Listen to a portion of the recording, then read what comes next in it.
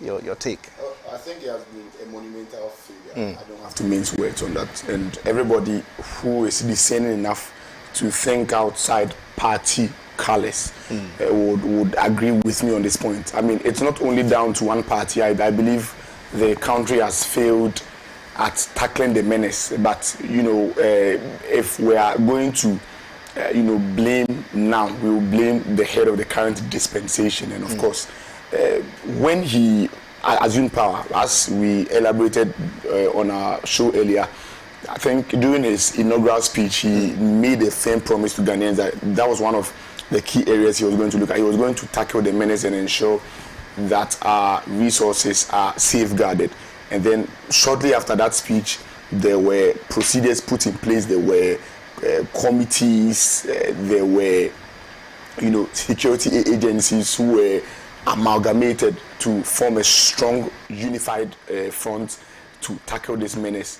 And then down the line, we've had scandals, we've had issues that have bedeviled these committees themselves. I mean, there was a commission report which was by a committee that was formed at the behest of the president himself, whose chairman later had to be, called, arrested, or whatsoever it was by the office of the, I think the OSP to answer some questions. Are you talking about the Interministerial Committee on Illegal Mining? And in fact, that report could not be released for public perusal. It had to be leaked in order for persons to have access to it, and some of the damning revelations that were captured in it by the chairperson of the committee, it showed the complicity of persons who were very close to government and what they were involved, to the extent that allegations were even made that the president's residence in his hometown, Achimebuakwa, was a site for illegal mining, to a point where they had to bus journalists from the presidency to Achimebuakwa to ascertain whether this was true or not. And all these things give me the firmest of opinions that when it comes to the war on illegal mining, we have failed woefully, owing to the public funds that have been, expended in this fight. I am very firm in my mind that we have failed, and not just failed, we have failed abysmally, woefully in this fight against Galamsey. Okay. Right, okay. Let me come to you. After the president's, declaration, if I should put it so, do you think that we've done enough to fight the menace? Well, interesting question. I don't think we've done anything at all, not to even talk, we've not done anything at all to even talk about doing something and then getting to the point that we have even done enough. After the formation of Operation Vanguard, the task forces that were formed. Yes, if I say that we've done nothing at all, I'm even wrong. In fact, what we have done is to encourage it. I see. I mean, that's the only thing that I see. But the current president came in with a lot of hope around him. Right. And per what he had said in relation to the fight against illegal mining, a lot of people were hopeful, to the very extent that this was somebody who said that he was going to put his presidency on the line. Then it meant that we had to take his words seriously. And for me, if there's one thing about this administration, I mean, a lot of things have happened as far as this government is concerned. We can point to a lot of issues that have bedeviled this government. But if there's one thing that for me is the very height of, if I should put it, irony that has characterized this administration, is the issue of Galamsey. The very fact that the president said to us that he was putting his presidency on the line. Then it means that, look, to say that I'm putting my presidency on the line means that you were going to fight it with all the force, with all the might, with all the commitment that you have. And if we have seen anything, or if there's anything at all that we have witnessed in recent times or the past 7 years, it is the president aiding. For me, he has aided in bringing us to this point where we are currently. He has actually aided in it. It's one thing. It is one thing if people are doing it and he's not even talking about it, then you can say that he is doing nothing about it. Right. But this one, he's playing an active role by bringing up a legislative instrument which allows for mining in our forests. So he wants it to happen. To the very extent that when Akunta Mines is accused of engaging in illegal mining, he comes out to tell us that no, he's not doing that. And to further cement or to give legal backing to what Akunta Mining was doing, then the legislative instrument came in. So if there's anything that he has done, if I say he's done nothing, I'll be telling a lie. He's doing things, but he's doing things that actually aid the cause of Galamsey, to the very extent that in his own backyard, his own town, Galamsey was going on. You can't tell me that he didn't know about it. He knew about it. But the issue of Akunta Mining, is Akunta Mining doing Galamsey or small-scale mining? Because I know that's what I'm saying. That's what I'm telling you. Medium-scale mining. That is what and large-scale mining. That is what that's what I'm saying. That to give whatever Akunta Mining was doing some legal backing, then the LI came in, because when Akunta Mines was accused of being engaged in Galamsey, that LI hadn't yet come in. Right. But for the president to shield him, then you have to bring in the LI to make or to legitimize whatever he was doing. So for me, if there's anything the president has done, he's doing everything to support Galamsey. And we've been told by functionaries of the APP that the party needs money. Party Hesika. So everything that they have done over the last 7 years is to ensure that their party has more money. And they've done that through illegal mining, through Galamsey. That's what I'll say about it.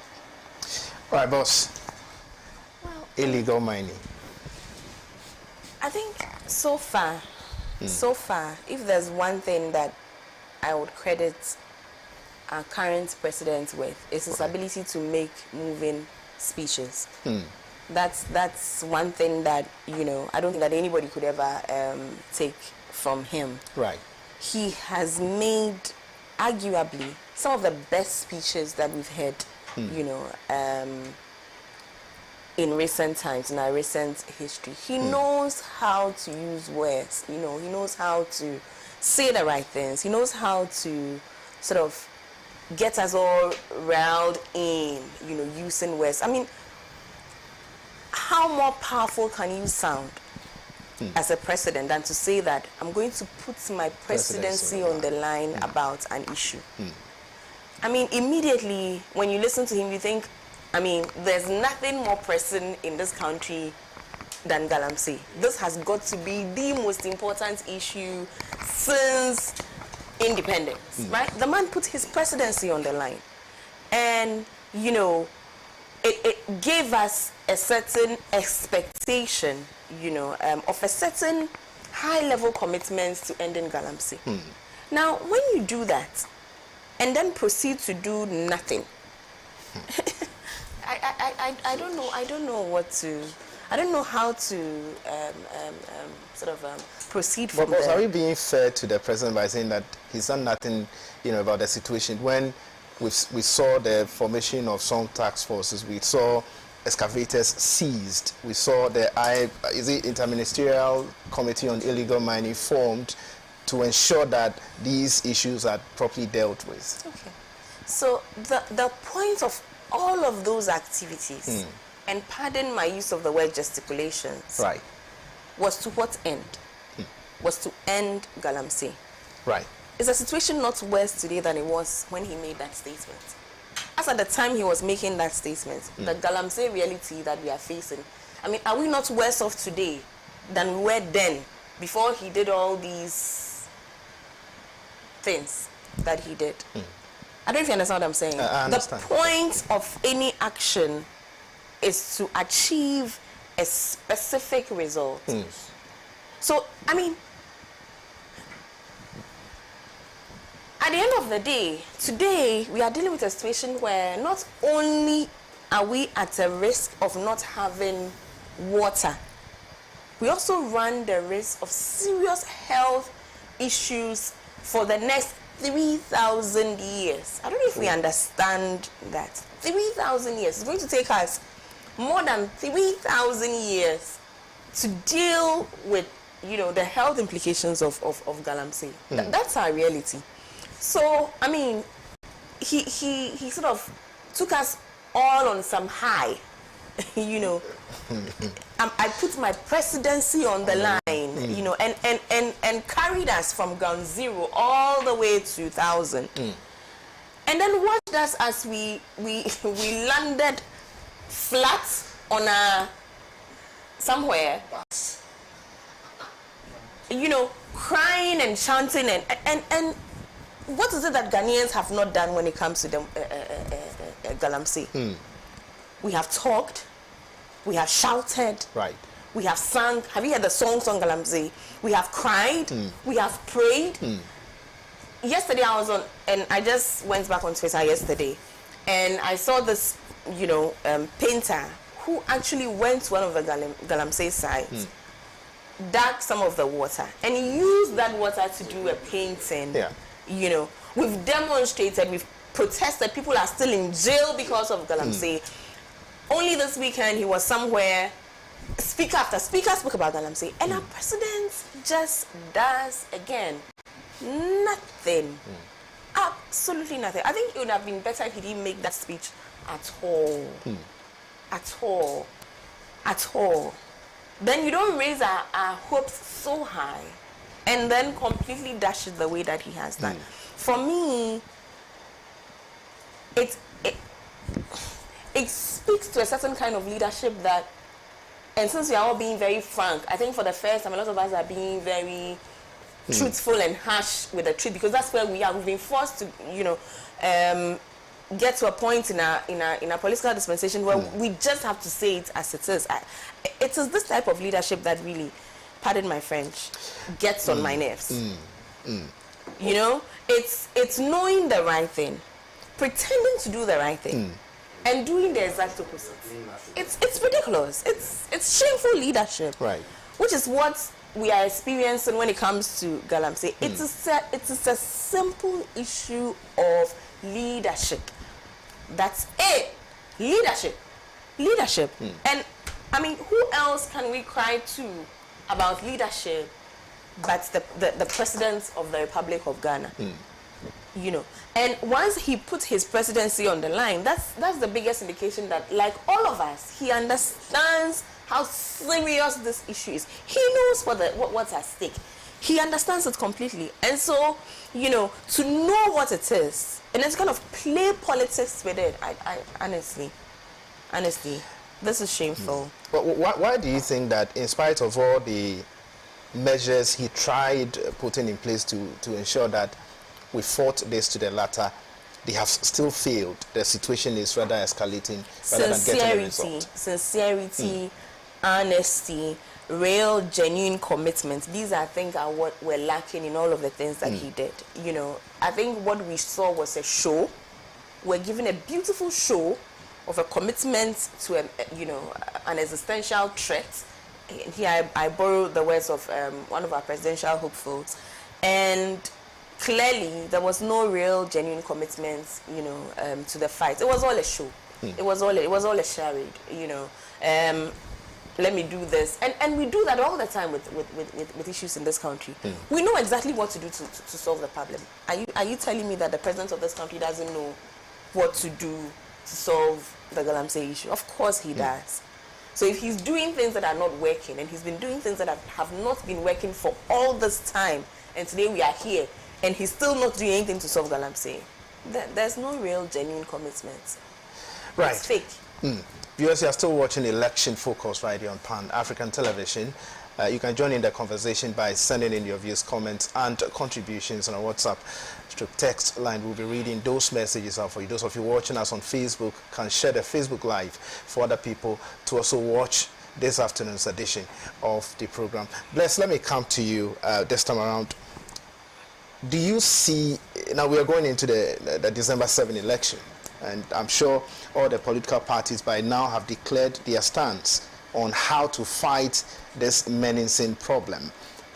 Do you see any of the leading political parties, taking the bull by the horn to fight Galamsey tooth and nail if they are given a nod? Well, I think even before the show, we were having this conversation, right, as to what the various the solutions that the various manifestos intend to profile to end this menace.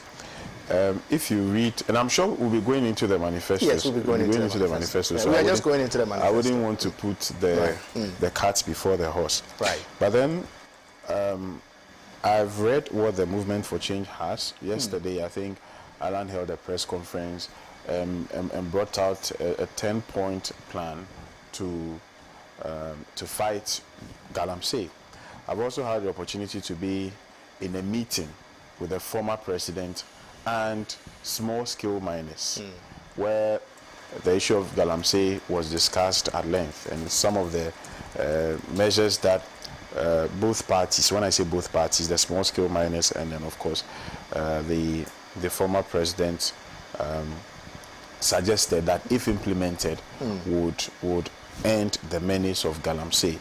I've also been listening to the New Patriotic Party and what they have been saying on their campaign trails with regards to Galamsey.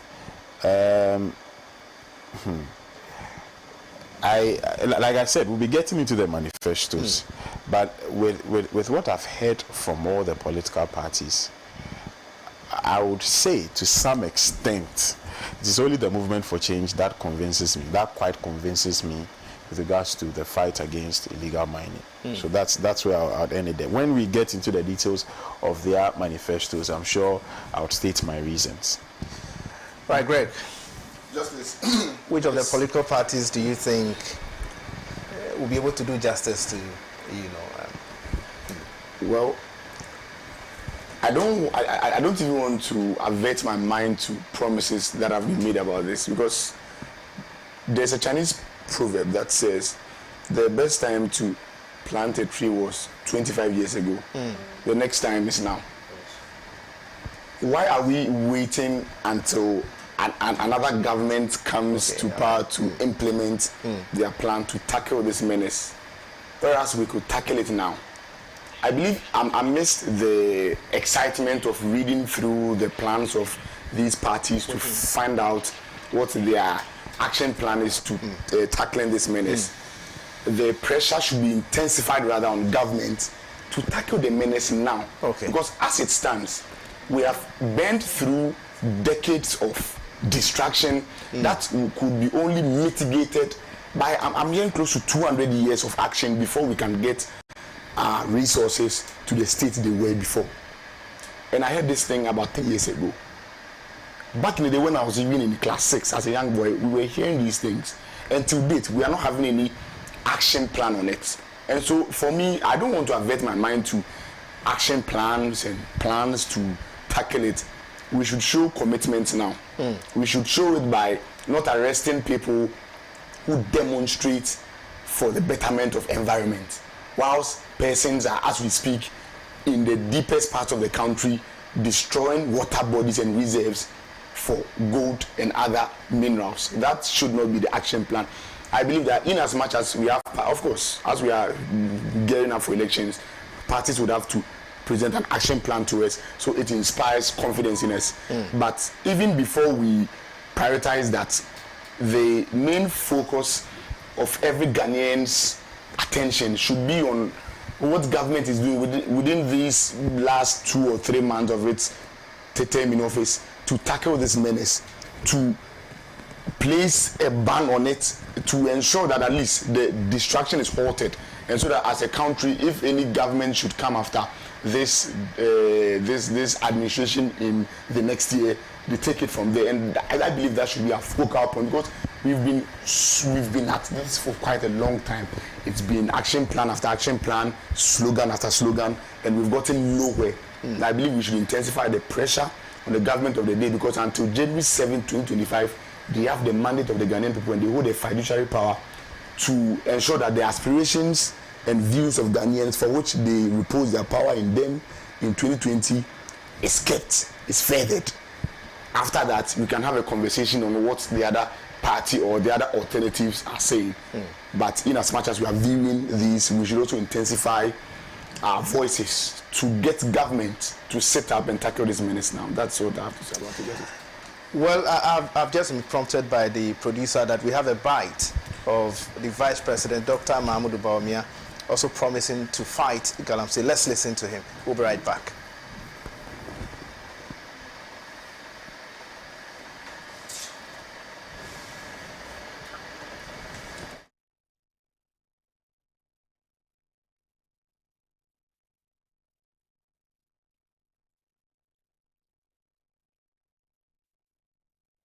Value addition efforts, as it has a real potential of tainting the gold dory, which will be fed into the refinery, therefore making it difficult to meet the responsible sourcing requirements, and by extension the ability to operate with international certification.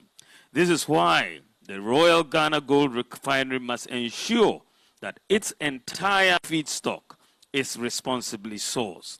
There is therefore a compelling reason, more than ever, to ensure that we nip the menace of Galamsey in the bud, to ensure responsible mining and safeguard our environment and water bodies. Our overarching objective for dealing decisively with the Galamsey menace and enhancing the small-scale mining sector is to improve lives and livelihoods and protect the environment. Our approach will be five-pronged. The current issues of illegal mining pose a big threat to our value addition efforts. Well, so that was Vice President Dr. Mahamudu Bawumia. He has also spoken against, the Galamsey menace, but he's currently in power. But I'll come to my boss and ask what her thought on what Dr. Bawumia said, not losing sight of the fact that they are in power. They have the power to fight the menace, yet they are promising the good people of Ghana on how to fight it if they are given the nod in 2025. I mean, you've already said what I wanted to say. That's exactly what I was about to say. I mean, you are in power. You are the government in power today. I find it so strange.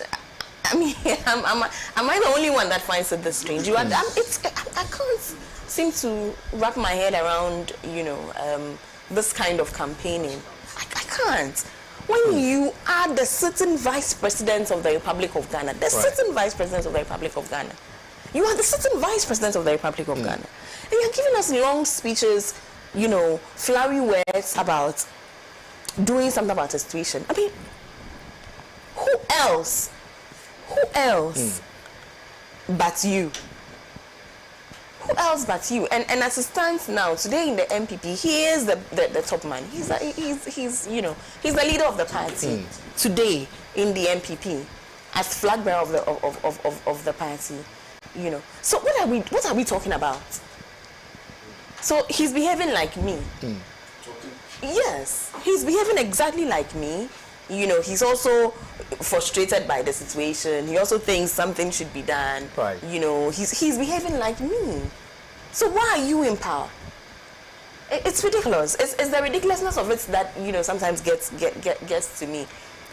In everything that he is saying, is there at any point at which he has said, "I'm going to stop Galamsey"? That's the only thing I want to hear. And it seems as if we are tone deaf. And we just don't get it. Where we are with this fight against Galamsey, it has to come to a complete stop. That's it. For me, there's no conversation around when we come.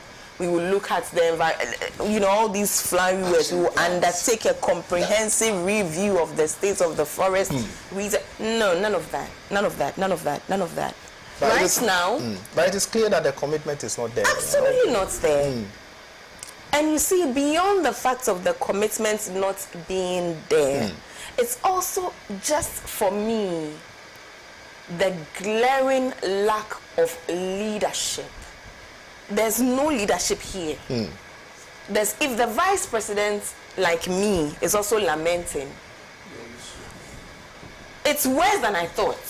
There's no leadership. This is one situation that requires political, and I hate to sound like a broken record. It's all I keep saying on this issue. You know, it's the only thing I've been saying on this issue. It's probably the only thing I'll keep saying. We need political will. We need genuine leadership to stop Galamsey. It's really that basic.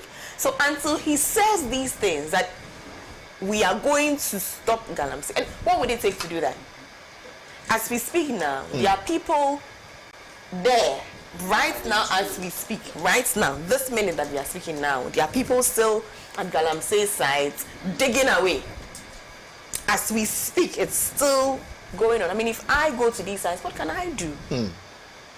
If we decide to go there and protest now, what would that do? But as sitting vice president, is he telling us that right now, if he decides to say stop Galamsey and makes the right calls, all it will take is a phone call? Is he saying that Galamsey will not stop in Ghana? I mean, anyway. Right. Bless. Now let's delve into the manifestos proper. Are you impressed with any of the manifestos and what they intend to do in the fight against Galamsey? We have that of the NDC, we have that of the MPP, yes. We have Movement for Change. I don't know if Cheddar has something on Galamsey and all that, but recently he spoke somewhere and said he will not advocate for the young men who were arrested. In fact, the youth who were protesting, he would never advocate for any of them to be released because it was a political party that sent them to go and demonstrate. So I don't know his position on the Galamsey menace, but are you impressed with any of these leading political parties and their manifestos and how they intend to fight Galamsey? Right, sure. Right, so if you... I've listened to what Nana Kwame Bediako said, yes, with regards to the protesters who were arrested, and that it was politically motivated. Yes, fine. Even if it was politically motivated. The issues or the grounds on which they demonstrated, are they not real issues? Is Galamsey not a real issue? These are real issues. So even if it was, you think it was a political party that sponsored these demonstrators or these protesters, I think it was for a worthy cause. And so, I mean, that argument of if he is not going to make any of this one for them, he should just keep quiet on it. You understand? But coming to the various manifestos and the solutions that they ask, or the measures that they want to or they would love to employ when given the nod, I've read a few, and like I told you earlier, as for the vice president, for me it's a bit laughable because of even if you listen to the analysis that Mamiama Pratt made. Of course, we are a government in power. If we do not know at all, we know that the vice president is the chairman of the police council. He's the chairman of the police council. The president is the commander-in-chief of the Ghana Armed Forces. These are people who are no mean persons as far as the security architecture of this country is concerned. And Operation Halt and Operation Galamsey sought to bring an end to Galamsey. So we deployed soldiers into the forest. That was Operation Vanguard. Operation Vanguard, right. The Galamsey is rather an app. Right. Yeah, that they created we deployed soldiers, security men, we deployed policemen and soldiers into the forest to go and arrest these people.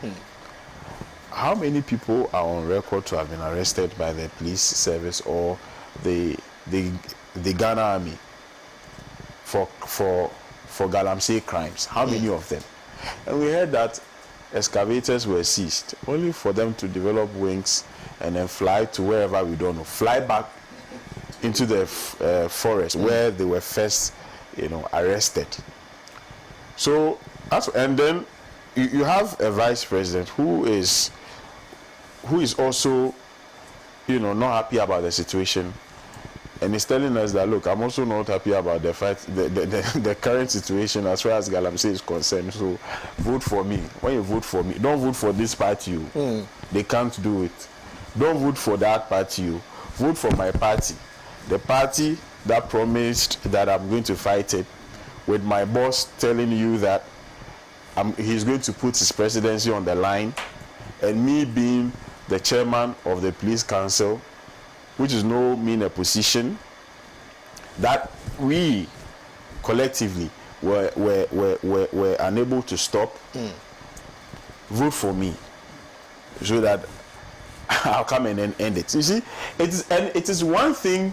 I keep on saying, it is one thing to say that they did nothing about it. What this administration has done, and the vice president is aware, who is now the leader of the New Patriotic Party, is aware. What they have done is to empower people to go into Galamsey. How many mining this one were given to people from 1992 to 2016? It was about 50 something. About 55. 54. About 54, Yeah. right? Now, from 2017 to date, over 1,500 mining Concessions licenses were given. and concessions have been given to people to mine. So, and you can't tell me this is not intentional. This is very deliberate. This is very intentional. If it will even be an understatement to say that there's no willpower to fight Galamsey. The willpower that exists is to advance Galamsey. That is the willpower that, I mean, there's that willpower to advance Galamsey. So it's one to say they don't have the willpower to fight it. No, they have a willpower to fight something. The willpower they have to fight something is to fight anybody which is opposed to Galamsey. That is the willpower that this administration has.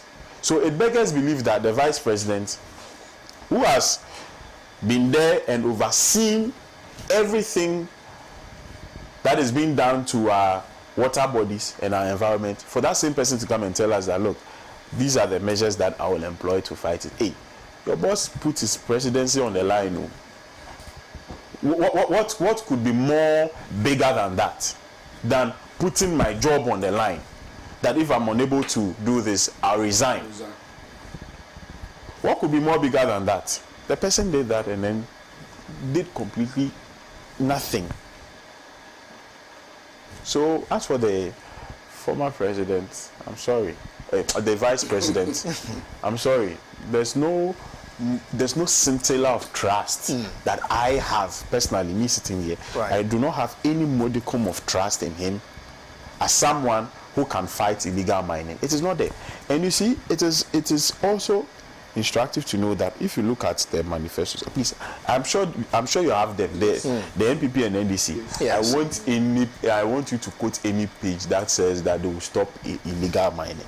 They've never said it explicitly. In fact, I have. They will address it. I have the 2024 manifesto highlights of the New Patriotic Party here, and point 12 talks about they are going to protect our environment, enhance the protection of our forest and biodiversity hotspots, restore our forests through reforestation programs by targeting 30,000 hectares of degraded areas for restoration and plantation development annually, establishing 1,000 hectares of bamboo and rattan plantations annually for watershed protection and plantation development, and providing tree seedlings and plantain suckers in a minimum of 1,000 communities to enhance the national reforestation and plantation development program.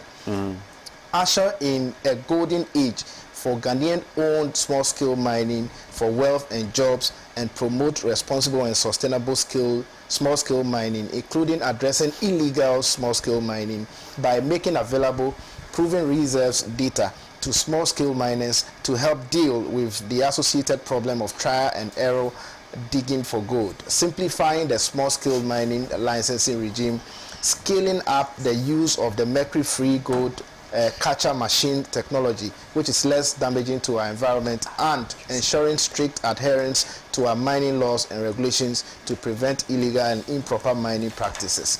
And so they did not say anywhere that they will ban it. I mean, they are not even clear on what to do in terms of bringing an end to the menace. Yes. So you see, but let's briefly get into what the movement for change is saying. Okay. And you know that I say things as I have to say them, unfortunately, irrespective of which political party that it is. So the 10-point Galamsey plan. Right. This is what the movement for change is saying. 1, a complete ban for a period of 1 year of all small-scale and community mining activities, whether legal or illegal. Right. That is the first point. A complete ban for a period of 1 year of all small-scale and community mining activities, whether it is legal or not. And this is what the Ghanaian people are calling for, that the president should declare a state of emergency. Yes. This is what the Ghanaian people have been calling for, that declare a state of emergency. We are in a bad place. But we have a minister for lands and natural resources who will come and tell you that it is too draconian to declare a state of emergency, because when it's a state of emergency, people cannot go about their whatever. Okay, is he aware of the detrimental effects of illegal mining? And so for me, it appears that he's taking it on a surface value. It is not, and he doesn't think it is so serious. If he knew that this was a serious issue, then he would actually support the declaration of what do we call it? A state of emergency. But because he doesn't appreciate the gravity or the gravitas of it, then it means that, why do you want to declare a state of emergency? That's too harsh. That's too draconian. And well, in a few years to come, we'll be importing water. But I mean, we can do that. I can afford it. I can afford it. So why not? Isn't it the case that he understands the gravity of the situation? No, he does not.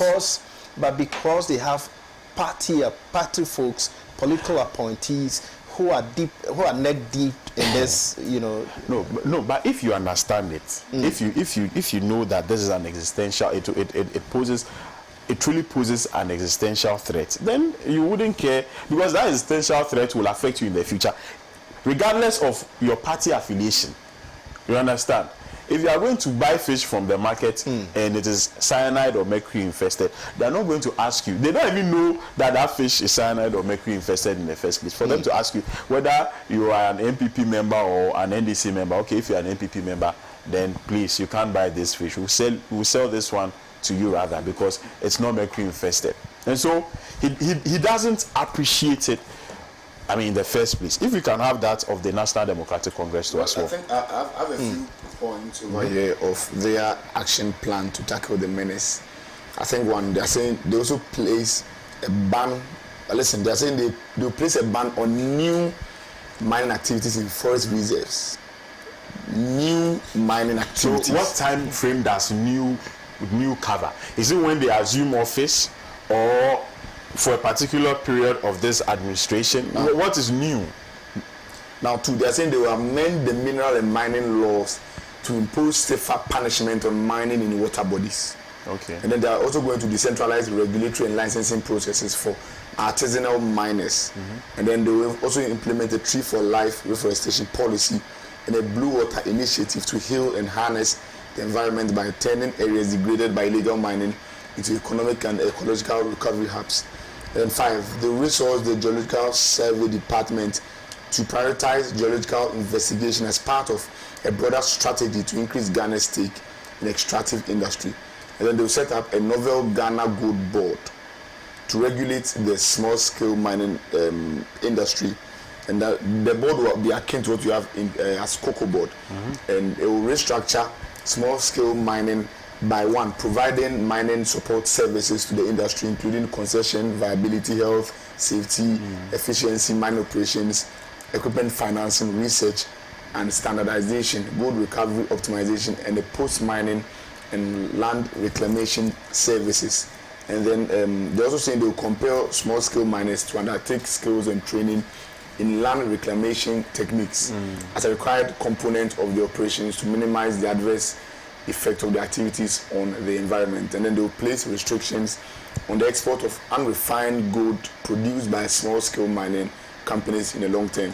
And then they are going to ensure that the Bank of Ghana's gold purchasing program will be backed by a metal leveraging program with international bullion holders. These are all very rich words. But So in this case, my question is, I mean, for all the things that they have said, I want to dwell on that point with regards to land reclamation. So when they are talking about land reclamation, I think they made a point about afforestation and how they are going to employ people to be actively engaged in it, pay people to be actively engaged in afforestation.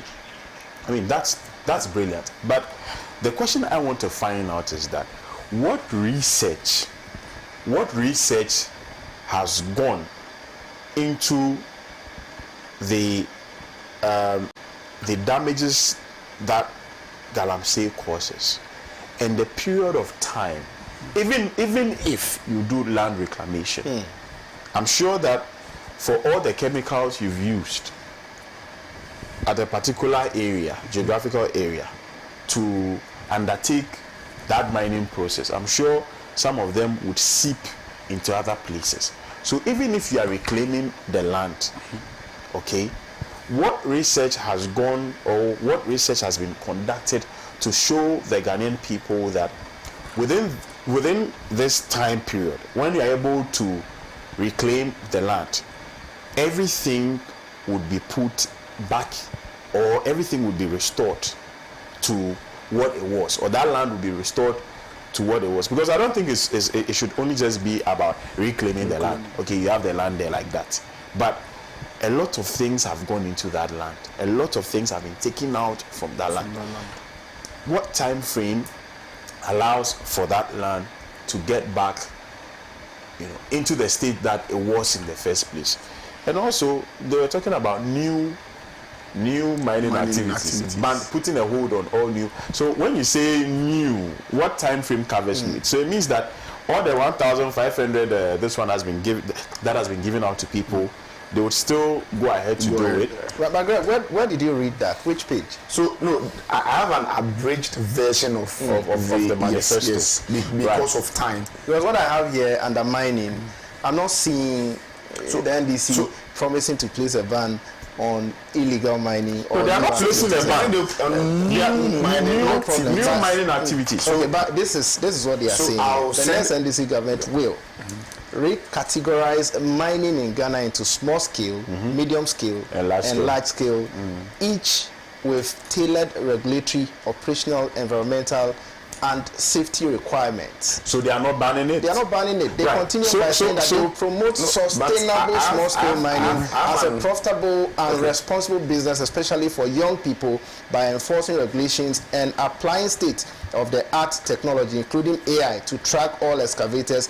and geo-fence all SSM concessions in Ghana. So do you know what? They don't appear as people who are even placing a ban on new mining. Do you know what I take away from this? Right. It means that the NDC and the NPP have come to accept that Galamsey is a necessary evil. Has come to stay. It is a necessary evil. So that is why none of them is bold enough, or will be bold enough to tell us that we are ending it. And I mean, to a large extent, I understand why I'm saying this. To a large extent, I understand why the Movement for Change has this 10-point Galamsey plan, which is very bold. I mean, to place a total ban on small-scale and community mining activities, whether it is legal or illegal, for a period of 1 year, to place a total ban of it. This is bold. This is bold, but you know the problem with this. Then it means that this is someone who has nothing to lose. You understand? Such a bold policy could only come from a candidate who doesn't care about the fact that this mining area is my stronghold. Right. And so if I assume office and I'm putting a ban on illegal mining, I mean, this is not my stronghold. It is not my party. I am not NDC. I am not NPP. And that is the politics that the NDC and then the NPP have been playing with as far as illegal mining is concerned.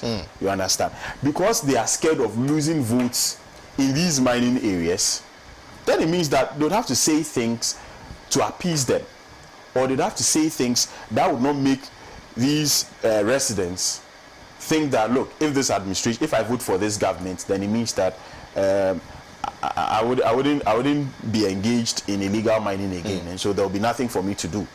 I'll go hungry.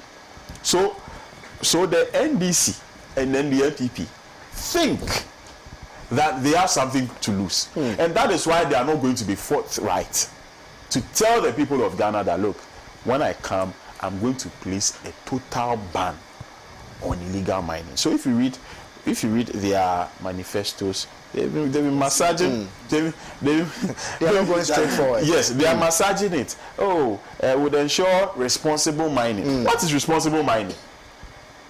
They are not going to use cyanide. They are not going to use mercury. What is the definition of responsible mining? What they are saying here is that they will ensure that mining operations are not conducted in unapproved areas such as water bodies, and that the concession holders rehabilitate impacted areas. What is unapproved? I mean, I don't get it. People are mining in forests. People are mining in forest reserves.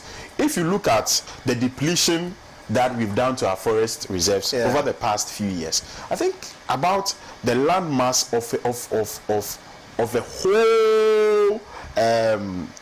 whole city. I've forgotten the name of the city.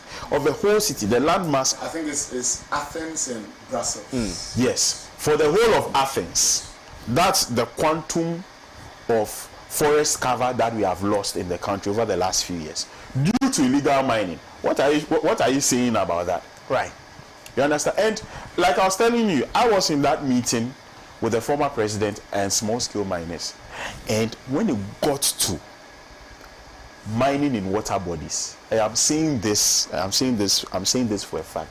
When it got to mining in small in water bodies, in water bodies, there wasn't any proper measure that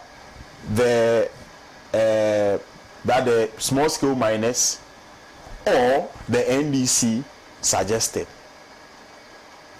to ensure that it comes to an end. So it means that, fine, in the forest reserves, they are going to do land reclamation and all of that. But when it comes to the water bodies, what are they doing? There is no, I'm telling you this for a fact. There is nothing. And it's not anybody telling me. I was there. It is not anybody telling me that no conclusion was reached with regards to what to do with the affected water bodies. In fact, the former president asked them, do you have anything, do you have any suggestions? He wanted it to be, a dialogue. He wanted them to share opinion. So nothing was reached, no conclusion was arrived at. And from that meeting, I'm sure he said that he was going to meet them again and then see what best they can do. But for now, especially when it comes to the water bodies, from the NDC and from the NPP. Now let's listen to what the leader and founder of Movement for Change, Alan Kwadwo had to say on how he intends to fight Galamsey.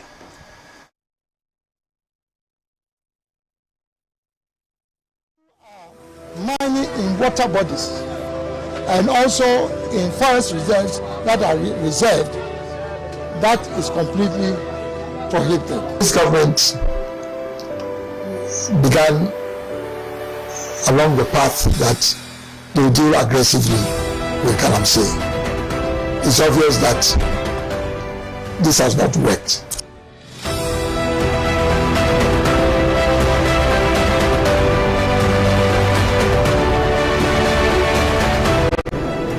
Direct mining on the river in many of the communities along this path has reduced its integrity. The Ankubra is contaminated. Sebi, Makane 3 times.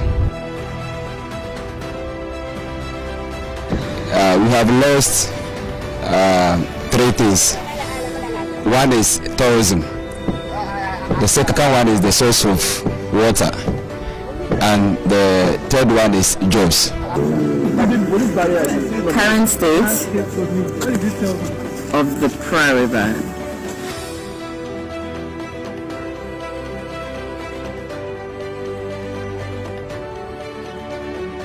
We need a business solution. That's the only way. It cannot be a militarized solution. We need a business solution because these young people, whether you like it or not, they are already there. For those who are mining in water bodies and also in forest reserves that are reserved, that is completely prohibited. This government. So that was the founder and leader of Movement for Change, Alan Kyerematen, number 13 on the ballot paper. And so if you're going to vote, remember Asieho. As for me, I want my boss. I want my boss to be the second lady, and so I don't fear doing that. I don't fear doing that. I don't fear doing that on this platform. I'm campaigning for Alan Kyerematen and my boss. Anyway, boss, let me come to you. I'm sure you've gone through the various manifestos. Your take on them. I have, and like I'm saying, as far as none of them says categorically to stop Galamsey, I'm not impressed. Until you tell me that you are going to stop Galamsey, but then there are pages and pages. Yes, there are pages and pages and pages. You know, and this is not with one manifesto. In fact, it runs through almost all the manifestos. Yeah. But what I need to see simply, clearly, categorically, is that there's a plan to stop. You know, but the Movement for Change has said that. Yes. We have heard, you know, Alan Kyerematen state categorically that he intends to stop, you know, Galamsey when indeed he gets the nod. I say it's a laudable call. I say that it's an impressive call. I pray we still have some 60, how many days? 68? 68 days. Yeah. I'm praying that all the political front runners come out and say the same thing, because we've made this a political issue. We've made the issue such that I think the bigger political parties do not want to lose their support base, you know, in these communities, and so it's a few days to election. They want to play it safe. They want to, you know, not lose any numbers. They want to show up their numbers, and so everybody is playing it safe, not saying what. Listen, if all of them speak with one voice, and all the political frontrunners say categorically that let's stop Galamsey, then we'll be on the same. Then nobody's losing votes. I don't know. It saddens me so much that even for an issue like Galamsey, we are still playing politics. It's so sad. So sad for me. I would have thought that at this point, where it's become a national security issue, when it's such a threat to the livelihood of every life in Ghana, I honestly would have thought that at this point, all of us would speak with one voice. Let's hope that, you know, he has shown the way, and the others will follow suit, hopefully as soon as possible. Right. Greg, you have been going through all the manifestos. In fact, we did that together. Yeah. You read that of the NDC. I think I read what the MPP is also saying with respect to fighting the menace. Do you see an end to this situation anytime soon? I don't see an end to it because of the mere fact that the persons who are mandated both by law and by virtue of the power of the people to tackle this menace are beneficiaries in one way or the other of this menace. And so by telling them to tackle it, you are invariably telling them to more or less cut the hand that feeds them. And that's why we are seeing this recurring issue. Now, we've seen the vice president, who, of course, even in his capacity as the flag bearer of the NPP until January 7th, 2025, is still the vice president of Ghana. He has a 4-year tenure, going around saying that when it comes to power, he will do A, he will do B, he will do C, forgetting that in his capacity of as the chairperson of the police council, he has power over the interior of the country. In fact, there is a fine line between the powers that are given to the armed forces and the power that's given to the police. The armed forces is in charge of the territorial integrity of the country. So the country's borders, amongst others, the air, and maybe some lands. But when it comes to interior, safeguarding the peace, security, law and order, including prosecution of persons who have flouted the very laws that have designated Galamsey as a crime. The police service is in charge of this. And so if you are the chairperson of the council that deals with the interior of the country, and there are persons who are performing an action that is inimical to the interior of the country, and you go around, even in your office, even in your person as a vice president, and you can't put your feet down to tackle this issue after 8 years. And now you're coming back to tell Ghanaians that when I come to power, I'll do this, I'll do blue economy and blah, blah, blah. Then I believe it's quite rich. And that's why I made an earlier comment that beyond the slogans, beyond the action plans, we need to see real leadership now. And that is only when we can even bear any sort of the truth to what they are saying. Now I'll go back to Cheddar. His comments were unfortunate. Very, because I think he grounded this comment on the fact that the protest that was held against the action was by one party amongst the two parties that are to account for this. What is the meaning? What is the gravitas of that? If you come to tell us that because a protest that aims to issue a clarion call to stop Galamsey was supposedly fronted or is being orchestrated by the NDC, and so people should desist from it. You want to lead the country. Now, can you quantify the degree of damage that will be occasioned to water bodies between now and January? Can you? That's why I'm saying that we need real leadership. The commentary from them, it's not inspiring enough. We are hearing NDC saying they will do gold board, and those things on face value, they are, yes. But what about the distraction that is being occasioned to the water bodies, to a point where they are even saying that for men it will get to a point where due to the mercury and other things that are being used in these activities, where it will get to a point where it will affect even the reproductive organs of men, meaning that me, Gregory Amwa, a young man and only child of my parents, by virtue of the inimical actions that some persons are committing, one of the very devastating effects of it is that it might get to a point where I may not be able to give birth because of someone's wickedness. Justice. Look, beyond everything, imagine a situation where your reproductive organ is not working, justice appear because of the actions of and some other person. Like, that's how serious this issue is. Sometimes more serious than you drink. No, you see, sometimes I feel imagine because of someone's action too, reproduction is going to be an issue. Reproduction. That is not the only issue. I think that kidney problems, liver problems, lung problems. You know what? Whenever we say tests, no, you know what? The fact that you can't drink. You know what?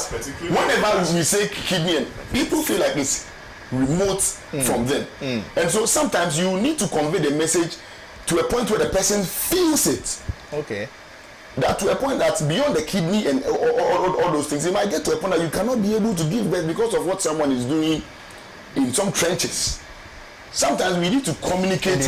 You can't use yourself as an example. Oh, that's why I mentioned Gregory Amwa and then also mentioned you. Now, justice, in ending, going through the action plans, one thing I like so much about Alan's key point is that not only is he going to place a ban on this, but he's also going to decommission materials or equipment that are used for this action. This has been one of the Achilles heels of government. That even when they seize this equipment in large numbers, they find their way back into the same place from which they were seized, and they are used for the same actions. I think that's one thing I love so much, aside from the fact that he wants to place a ban, because you can place a ban, as we've seen, government has placed a ban on it. He seized equipment. These equipment were still being used, the same equipment that were on the books of government, as to having been seized by forces, they were still in these same areas being used for mining. And so Alan says that beyond the ban, he's also going to ensure that they are decommissioned, so that not only are you not being able to go there to mine, but the very equipment that you're going to use for this action is going to be decommissioned, so that until we have come to a point where we found a roadmap to ensure that we can mine safely, no earth-moving equipment which is being used for this action will be commissioned for use. I think that's also one very brilliant action that, if he's given the nod by Ghanaians and he implements, I believe he will also help a lot in tackling this menace that we have. But the emphasis should be on reproduction. If men are not able to reproduce, I believe that is one thing that should get every young person in Ghana afraid of what is going on as far as the issue of Galamsey is concerned. Right, now let's hear from former president and flag bearer of the National Democratic Congress, John Dramani Mahama, and his running mate, Professor Nana Jinopuko-Adjumah, on how they intend to fix the situation if they are given a nod in the upcoming election.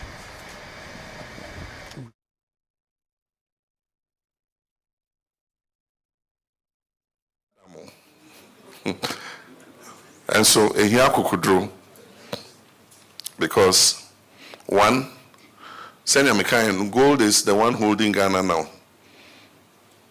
And because of Galamsey, we were 80 tons per year. After 135 tons.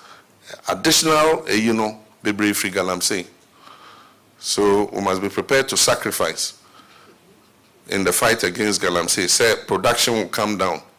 It means that exports will reduce.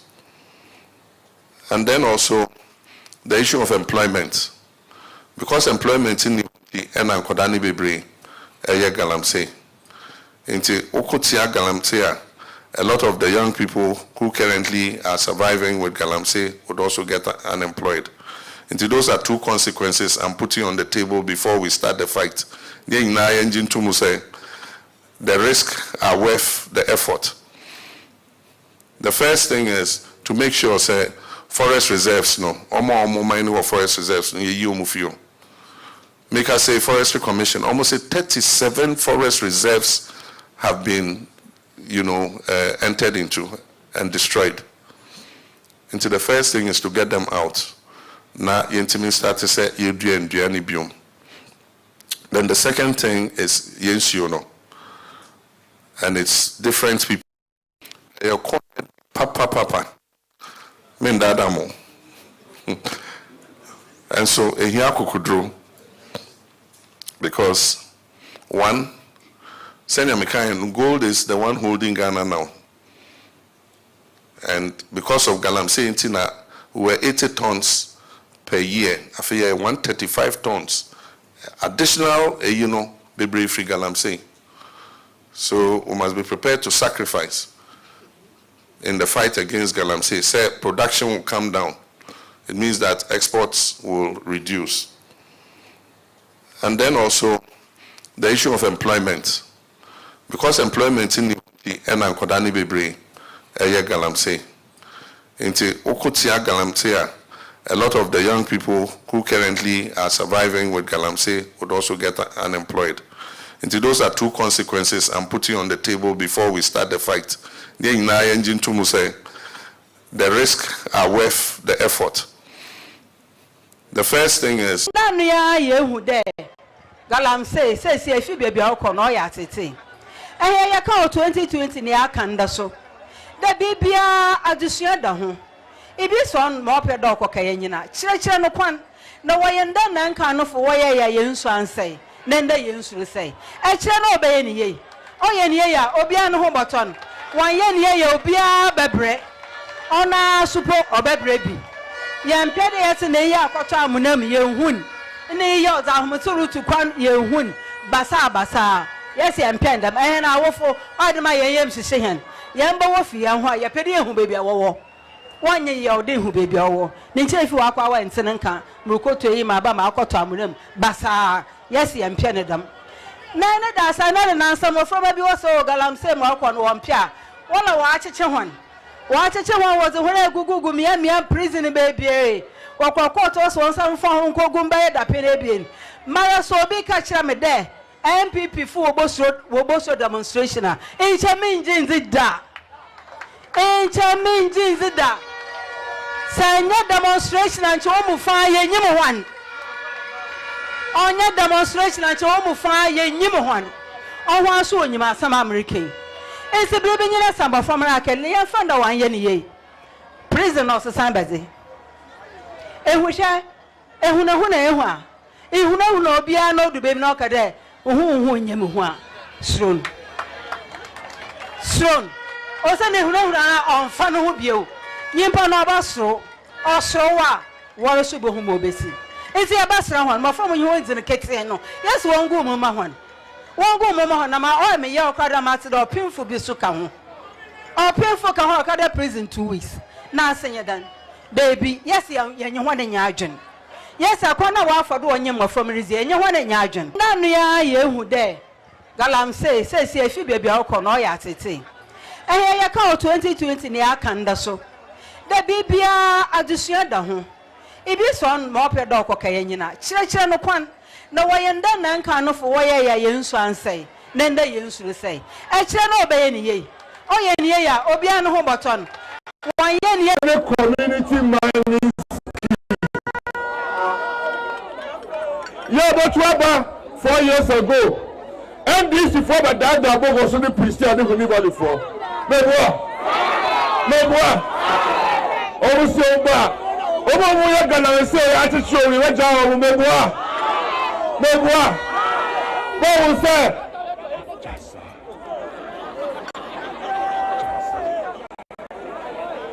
say and then answer NDC for TV so si obo ya Galamsey ya bo mu chuo somebody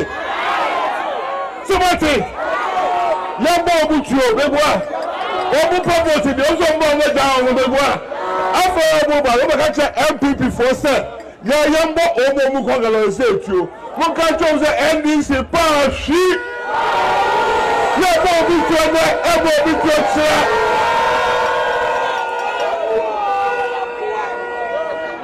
no credit say nyame obo riase ena di sikane share for ma meboa abai tuman ni say oni no ba tete community mining scheme no bia ya ojuma boko meboa the yampe and so obi di machine me go sinsuo so esi enyansuo anuma Ghana ya dey ya wu eti Dr. Mahmoud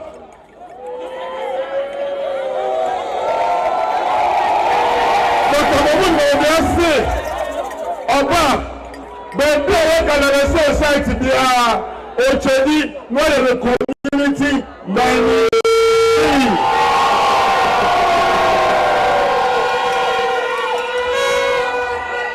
Mose, and this is for our Ashanti Goldfields, Ebu in Ebu. Nana Dubai, Wabaya, Ashanti Goldfields, Asasori, Mebu. So Ukoha. Concession omun person omun yet word you know the microphone community mining scheme meboa also call for DB also DB also the south you know all had no had ma the empire is a Chinese law and the machine of constitution I am so meboa a free hall kodo Dr. Mahmoud Obiamba omo small scale mining Liberty Bank no more medium scale money. Over medium scale money. Liberty Bank. Not Ghana for now a large scale mining.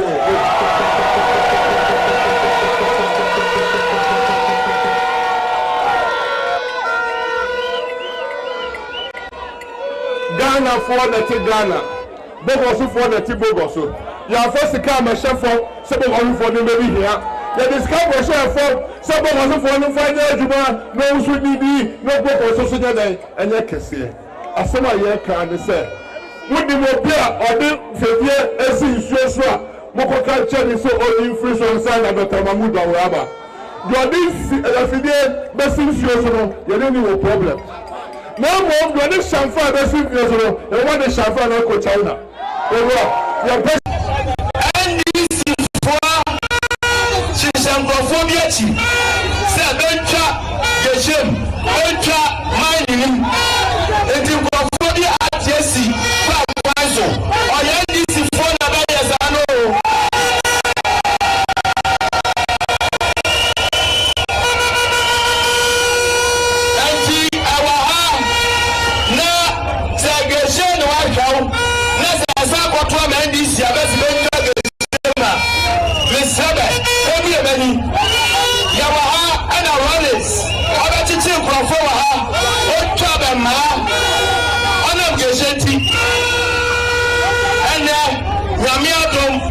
Dr. Mahmoud Baumia, or the me was a lead this year, or the academic competitive hall.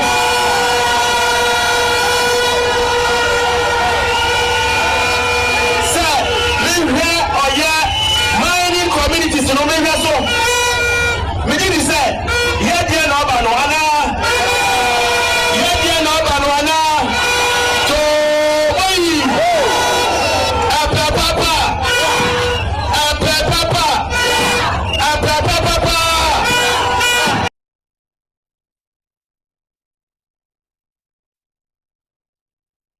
Yakoba was also Eddie Yako to him for number one. Because he wants us to what? Win. The voice of people is the what? The voice of what? God. Okasa Efayemu.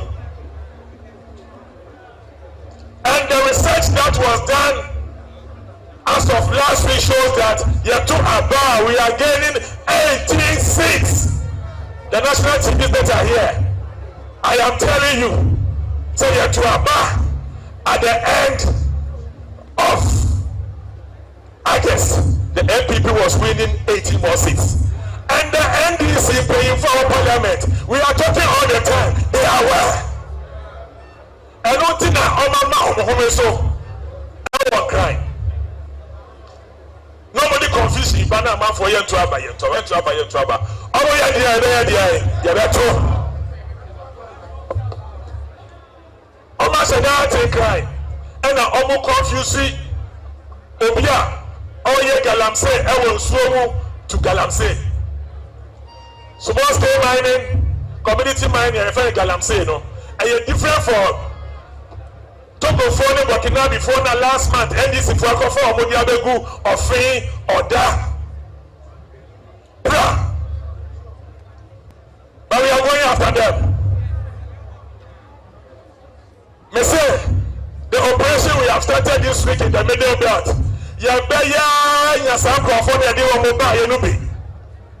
Because the Saka don't say, Obeboya Mayanya or Microphone, and you know the F and Maboti. Yakasa on 10. Kabani who say we are winning the seats in the mining areas. So they decided to go and import foreigners. No one know buy and no man can't jump some in Renumu, Namuko to go do, or some Munko soon, Namuko to. The whole year. In so I have a problem there. And you want to mention started. And you obina or per se. Anka omoye nanka ya this speed. Nanka ya caught, nanka ya stopping Galamsey for, nanka ya losing your seat. Yes, stop you on that. Yes, stop you on China.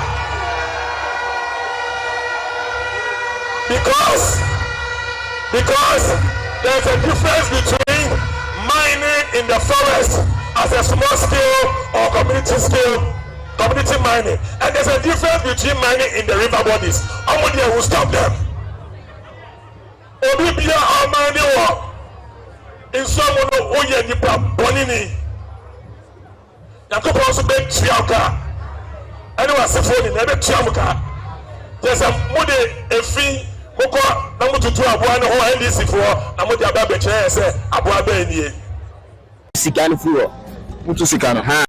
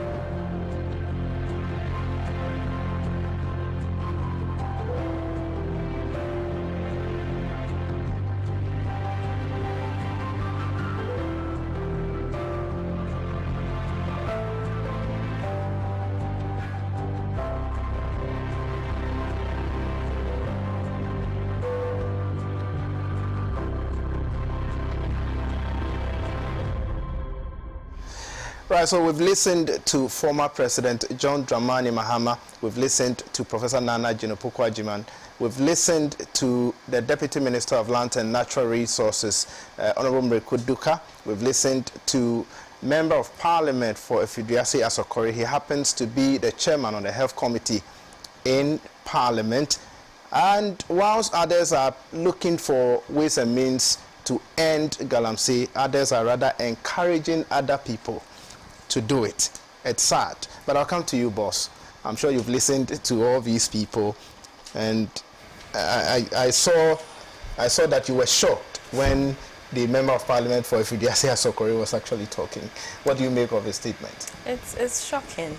I mean, yeah, it's completely shocking. It's almost as if he doesn't live in Ghana. It's almost as if he dropped from somewhere, you know, and it's people like that who should lose their seats. It's people like that who should not be in Parliament. It is people like that who should not be in any position to take any kind of decision for any Ghanaian. It is people like that who should not have a microphone, you know, to muddy, you know, just our political spaces. People like that who should go away and never resurface ever again. Ever again. This man should disappear and we should never hear his name or see his face anywhere again. Shocking. Absolutely shocking.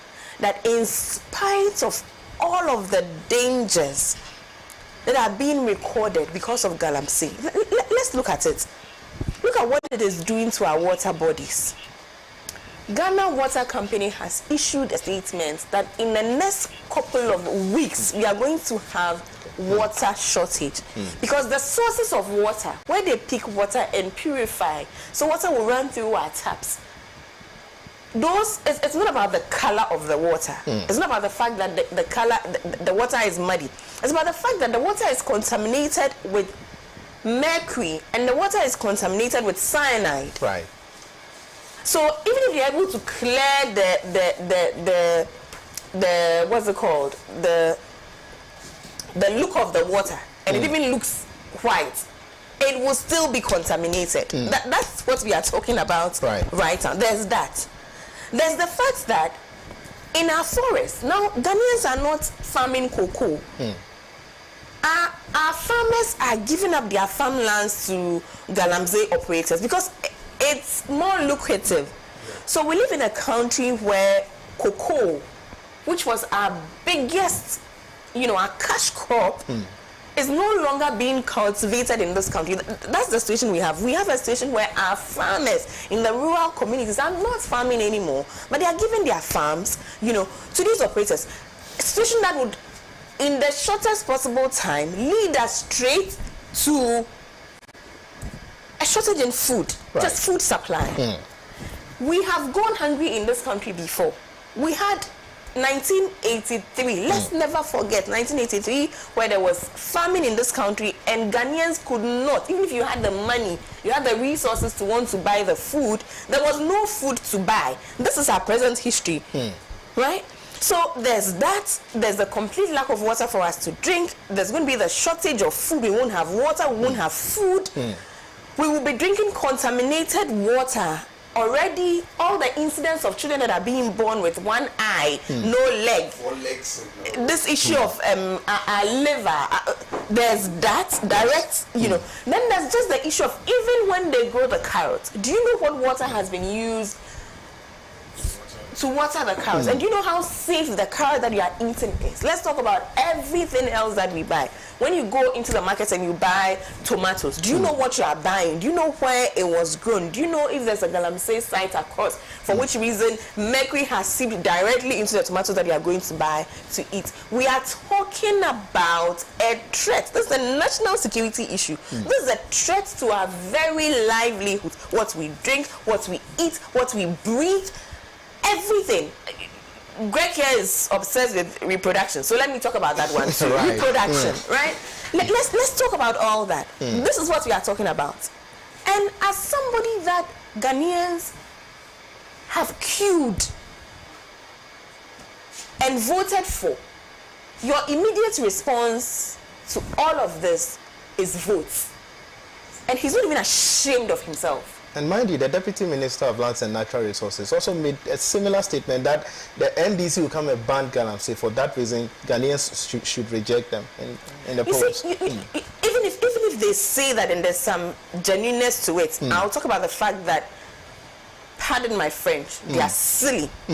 Right? I'll say that, oh, they are not as deep as they should be to leave the country. But that's not what I'm talking about. I'm talking about, he's saying that his political opponents expect him or them to say they will ban Galamsey so they will lose votes. They won't ban it today, they won't ban it so that they can win votes.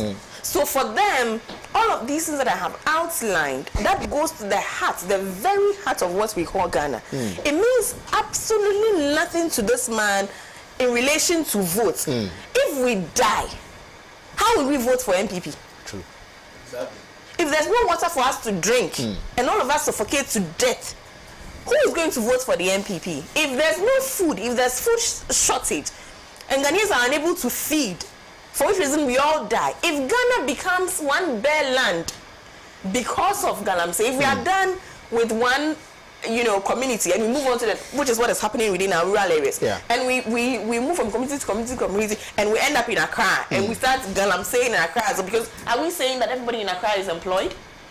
Are we saying that everybody in Accra has something gainfully doing? No, there are people in Accra who, when given the opportunity, would also do Galamsey.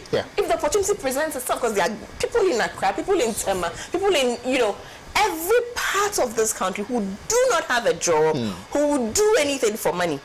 So is he telling me that when Ghana becomes a bare land, looking as brown as Chokomilo, we will go and vote for the MPP? So to him, he has said something sensible. To him, asking us to vote for him, vote for the MPP, using Galamsey is where he, shocking. Like I'm saying, people like that, they need to disappear. They need to disappear off the face of the earth. We don't have to hear them. We do not, because it's bad enough that this current leadership has done absolutely nothing with Galamsey. It's bad enough that we are where we are. Don't add insult to injury. So you are saying that in spite of everything you have not done, for which reason we are where we are today, what you care about is that we vote for you.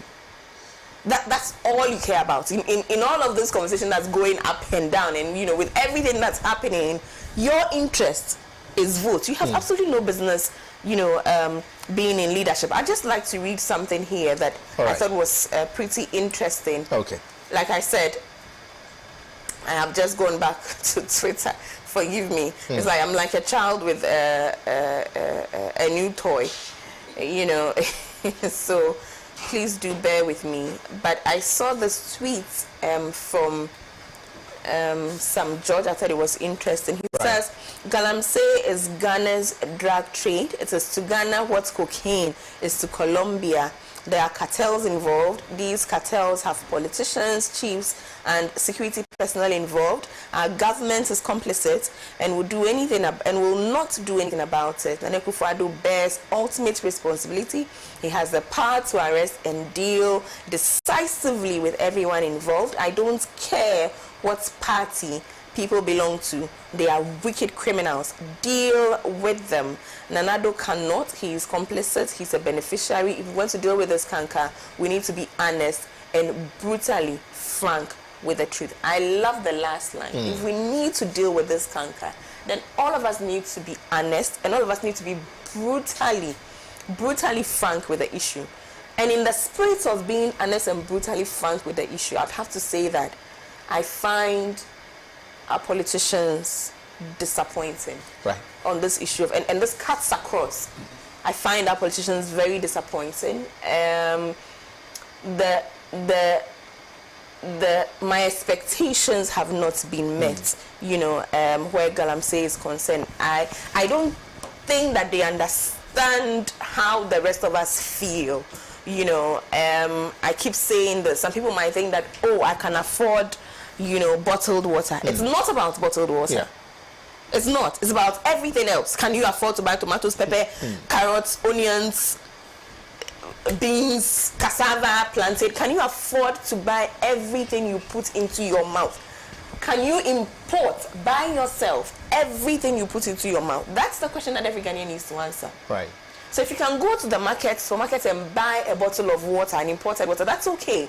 But can you afford to buy everything else you put in your mouth? Can you afford for the children that you have given birth to live elsewhere? Can you afford for your grandchildren to live elsewhere? These are the kind of conversations we need to be having. But you see, beyond all of this, can you afford to have Ghana not exist anymore? Because at the end of the day, it's also just the land we call Ghana. And the fact that right before our eyes, that land is being eroded.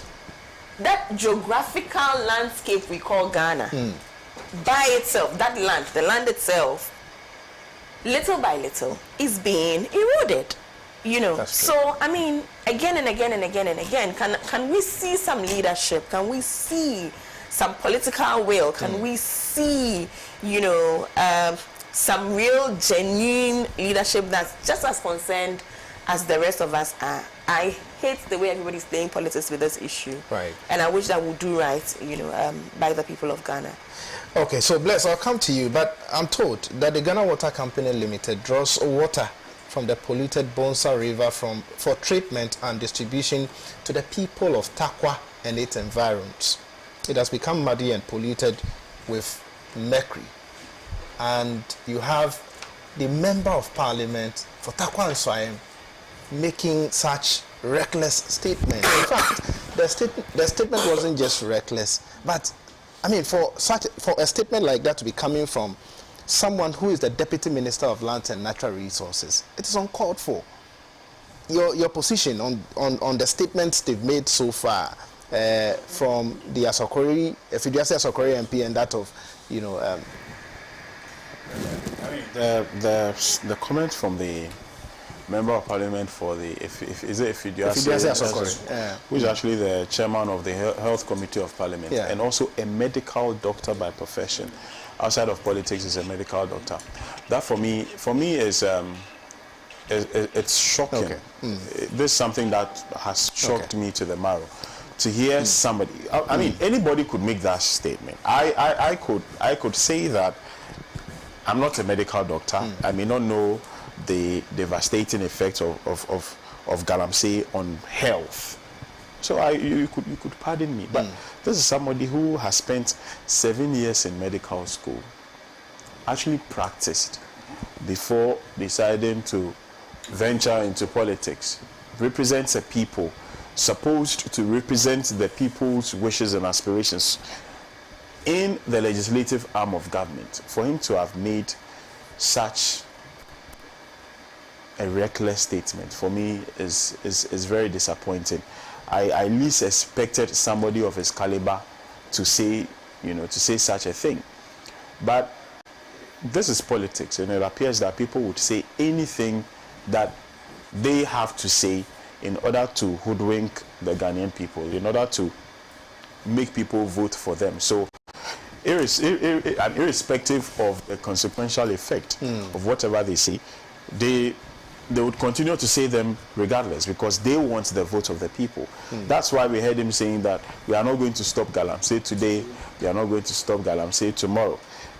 I'm not sure we were listening in the beginning. What he actually said was that it was the National Democratic Congress, or it is the National Democratic Congress that have brought people from Burkina Faso, Lomé, Benin to come and do illegal mining here, and then so that it will be banned, and then muddy the waters, yes, so that this administration would be blamed for it. But if you know this, and you are the government in power, you have the authority to arrest these people, bring them, arrest them, right. Let the whole world know that it is the National Democratic Congress who has sponsored them, or it's the NDC sponsoring them to undertake these things. Let us know, bring them out. But you decide not to, and then you come and sit on a campaign platform, hold a microphone and churn out that diarrhea. That verbal diarrhea.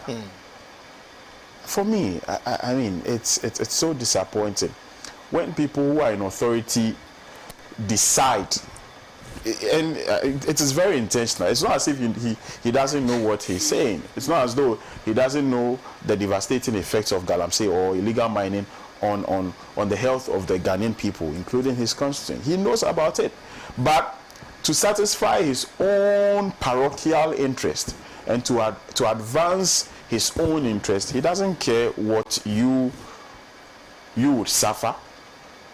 You understand? Right. For that personal parochial interest, whatever happens to you, he doesn't give a hoot. He doesn't care a hoot.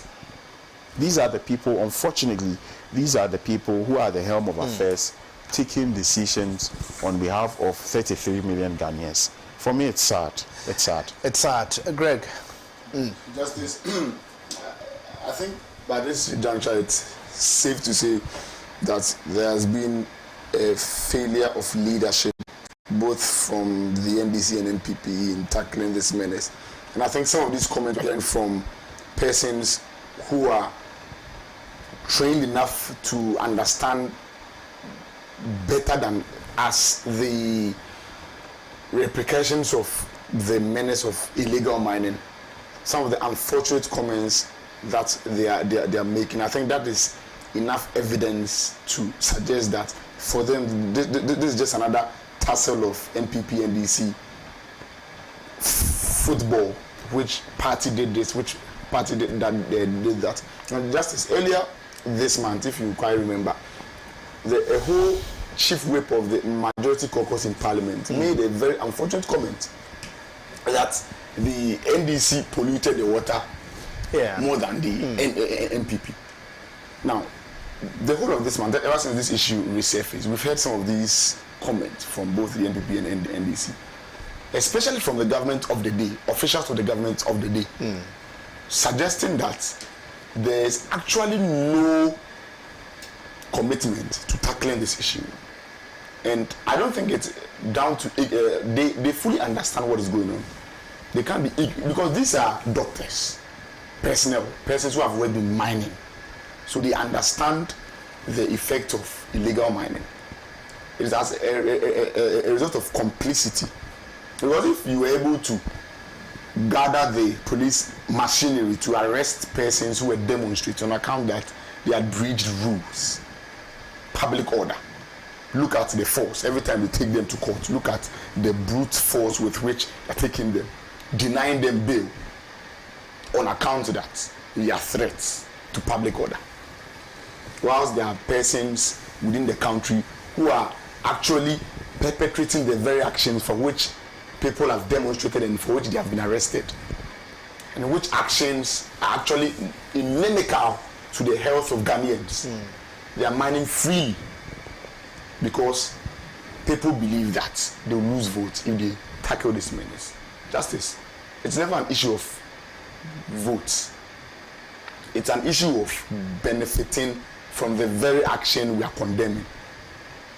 Because the only time you see politicians guarded with a unified position against an action is when they are not benefiting from that action. And so I believe for every Ghanaian at home watching, this is not a time to be NPP or NDC. This is a time to be Ghanaian and come in arms to voice out our concerns against this action and force the government of the day to take a very definite action to ban this practice. But some youth are in remand because they demonstrated against and that action itself is a calculated effort to suppress the voice of the people against this action. Because if people have been arrested for perpetrating this action, then it means that anybody who voices out such concerns is at threat from the state itself. That's the issue. All right. It's a calculated effort to suppress the voice of the masses on this issue, and that's why people need to even articulate these concerns louder for them to know that we have gone past. Look, we have completely lost trust in leadership to deal with this issue. We have gone past that. They have shown over the past 8 years, over the past 20 years, that we cannot deal with this issue because the people mandated to deal with this are benefiting from the canker.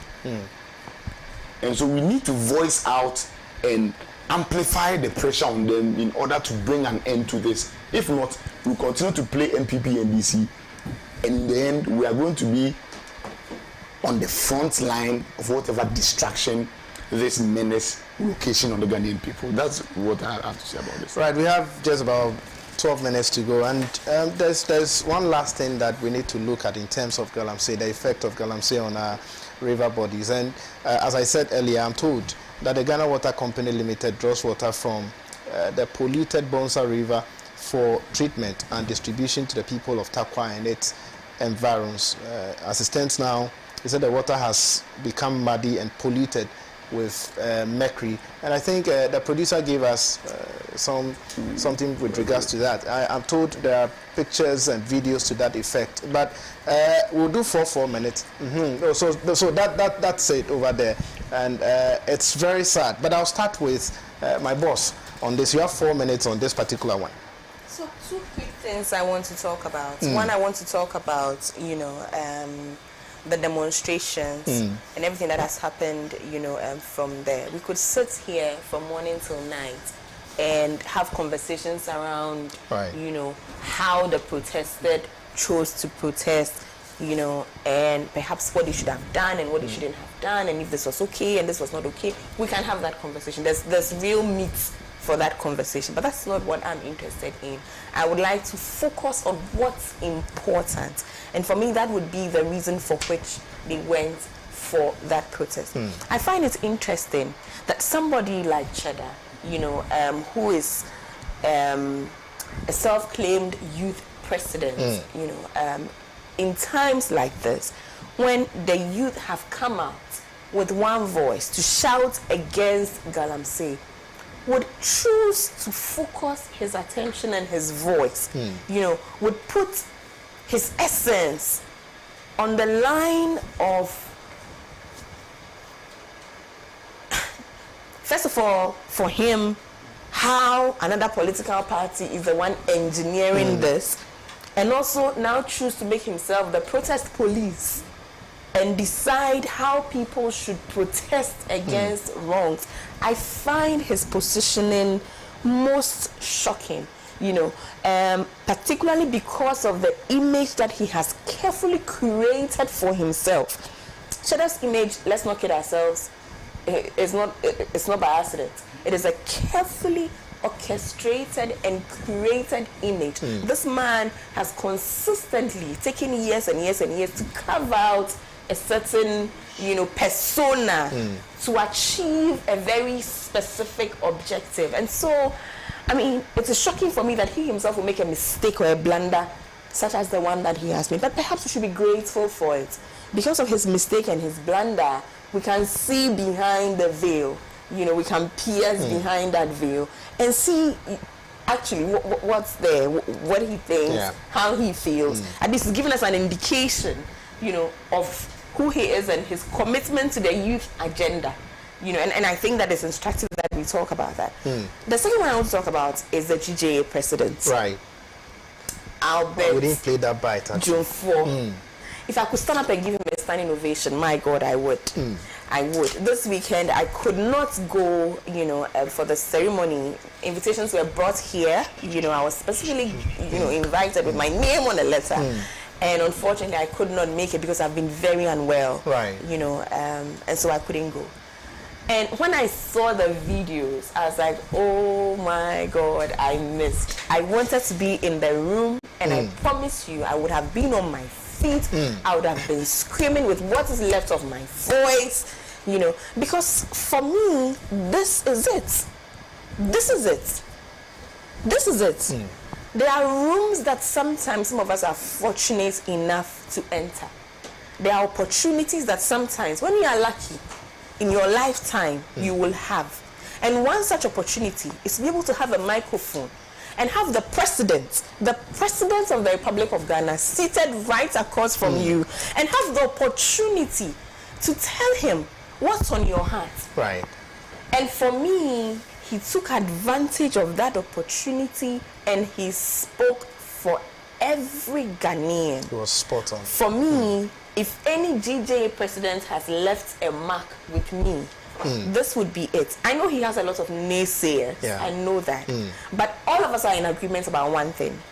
On Saturday night, the president of the Ghana Journalists Association, he did us proud.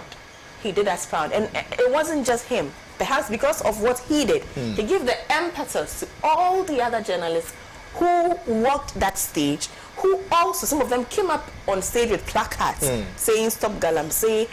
Others used the opportunity they had, the few minutes opportunity they had to speak to the issue of Galamsey. Speaker after speaker spoke about it, and I am proud as a practitioner of journalism in this country. The only thing, the anticlimax of that night is the fact that our president sat through it all, listened to speech after speech, call after call, and when he had the opportunity to use a microphone, again, he said the loudest nothing in the history of nothings. Right, thank you so much, boss, for your submission. I'm so grateful. Bless. Yeah, I'll pick it from where Mariama Pratt ended. Yes, I think the president of the Ghana Journalists Association deserves commendation for the things that he said and the boldness with which he said them, and the very fact that, like Mariama said, it actually inspired the others there, the other journalists present there, to also see the things as, I mean, they should have said it. So that for me was extremely impressive. But about the president not saying anything about it when he had the opportunity to mount the stage. I'm told we have just 2 more minutes. Right. So he mounted the stage and decided not to speak about it. That was expected from his demeanor when when the GJA president, went to sit down. Like we sure what kind of. You could see the anger on his face. He was and this one to what? Why would you go and say these things? This one to what's up? I bet you what's up. This thing you go talk what's up. I'm sure at that point, if he could, he'd have asked the GJA president to go and sit somewhere. Don't come and even sit beside me. Close to me. If he could, because now at that point, he was really upset. But I mean, we would continue to speak. We won't be cowed into submission, irrespective of what this government will do. We'll continue to stay. We'll continue to say that stop Galamsey. Thank you so much, Bless. Thank you so much, boss. Greg, thank you so much. Unfortunately, I couldn't take your last submission, but kindly forgive me. This whole time will allow us on the program. Make a time with us. Same time tomorrow. Tomorrow we come your way with the strongholds, and we are focusing on Central Region. Have a good afternoon. Goodbye.